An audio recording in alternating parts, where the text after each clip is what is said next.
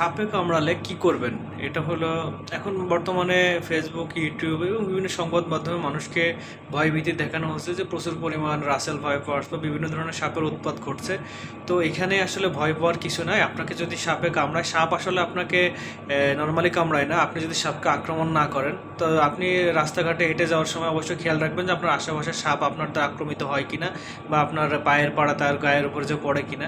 যদি না হয়, সাপ এমনিতে আপনাকে আক্রমণ করবে না। আর যদি সাপ আপনাকে কামড়েই থাকে, তো দ্রুত কোথাও কোনো ওঝার কাছে না যেয়ে অবশ্যই দ্রুত আপনার জেলা স্বাস্থ্য কমপ্লেক্স যেখানে আছে ওইখানে যাবেন। ওইখানে আপনার একদম খুব অভিজ্ঞ ডাক্তার থাকে সাপের ইঞ্জেকশন দেওয়ার উপরে। আপনার সিমটম দেখে আপনাকে খুব দ্রুতই সাপের অ্যান্টিভেনম দিয়ে দিলে আপনার চিকিৎসাগুলো ঠিক হয়ে যাবে। তবে আপনি অবশ্যই ডাক্তারের কাছে যাওয়ার আগে যদি সম্ভব হয় আপনি কী ধরনের সাপ আপনার কামড়াচ্ছে এটা বলতে পারলে আপনার চিকিৎসাটা সহজ হবে।